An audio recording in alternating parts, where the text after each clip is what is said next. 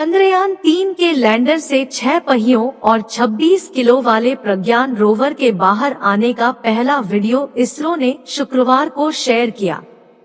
इसने गुरुवार से चंद्रमा की सतह पर घूमना शुरू किया है। लैंडिंग के करीब 14 घंटे बाद गुरुवार सुबह इसरो ने रोवर के बाहर आने की पुष्टि की। लैंडर 23 अगस्त को शाम 6:04 पर चंद्रमा पर उतरा था। चांद की सतह पर आते ही रोवर ने सबसे पहले अपने सोलर पैनल, ये 1 सेंटीमीटर प्रति सेकेंड की गति से चलता है और अपने आसपास की चीजों को स्कैन करने के लिए नेविगेशन कैमरों का इस्तेमाल कर रहा है। रोवर 12 दिनों में लैंडर के आसपास आधा किमी घूमेगा। चांद की मिट्टी पर अशोक स्तंभ और इसरो लोगो की छाप। प्रज्ञान रोवर के पीछे के 2 पहियों पर भारत के राष्ट्रीय प्रतीक अशोक स्तंभ और इसरो लोगो के इंडेंट है।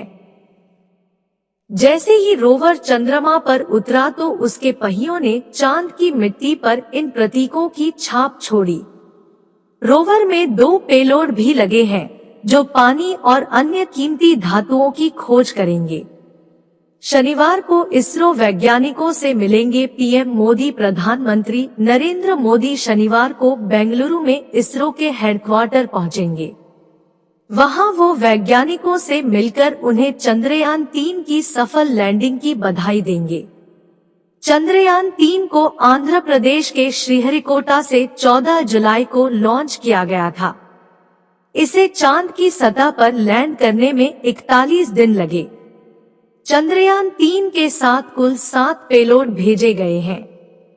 चंद्रयान-2 मिशन के 3 हिस्से हैं: प्रोपल्शन मॉड्यूल, लैंडर और रोवर। इन पर कुल 7 पेलोड लगे हैं।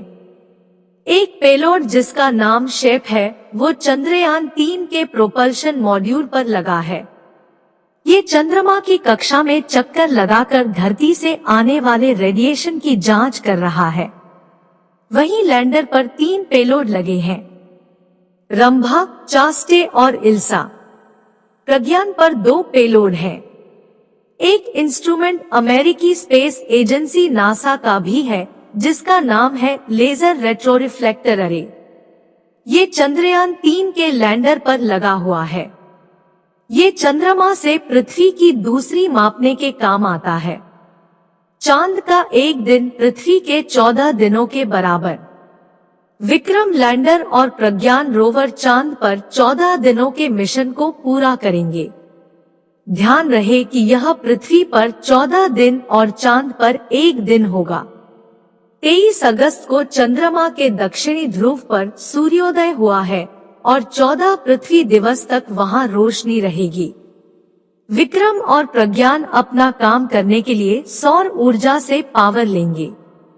5 सितंबर तक दक्षिणी ध्रुव पर सूर्य की रोशनी रहेगी। 14 दिन बाद क्या होगा इस मिशन का? इसरो बता चुकी है कि चंद्रमा पर 14 दिनों बाद रात हो जाएगी। रात होते ही वहां का तापमान 0 से बहुत अधिक नीचे -300 डिग्री तक लुढ़क जाएगा। ऐसे हालात में प्रज्ञान और विक्रम डीएक्टिवेट हो जाएंगे।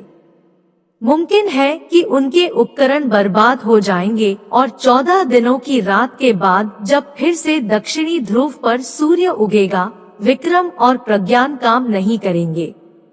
हालांकि अगर वो फिर से काम कर पाते हैं तो यह भारत के मून मिशन बड़ी उपलब्धि होगी। क्या पृथ्वी पर लौटेंगे विक्रम और प्रज्ञान? ना तो विक्रम लैंडर ना ही प्रज्ञान रोवर धरती पर वापस आएगा। दोनों जब तक चंद्रमा पर काम करेंगे, इसरो उनके डेटा का इस्तेमाल अपने फ्यूचर मिशंस के लिए करेगी। जब दोनों का जीवन खत्म हो जाएगा तब वो चंद्रमा पर ही रह जाएंगे। प्रज्ञान और विक्रम भले ही कभी पृथ्वी पर ना लौट पाएं, लेकिन उनके द्वारा भेजी गई जानकारी इस मिशन और आने वाले मून मिशंस के लिए बहुत काम आएगी। क्या हासिल हो सकता है इस मिशन से?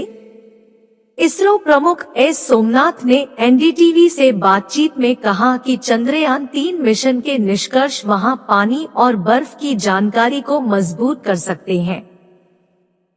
भविष्य के मिशनों के लिए चांद पर पानी और बर्फ की मौजूदगी होना सबसे अहम चीज हो सकती है। उन्होंने बताया कि अगले 14 दिनों में 6 पहियों वाला प्रज्ञान रोवर चांद की सतह पर कई प्रयोग करेगा। वहीं विक्रम लैंडर चंद्रमा पर अपने कामों को पूरा करने के लिए 5 पेलोड ले जा रहा है।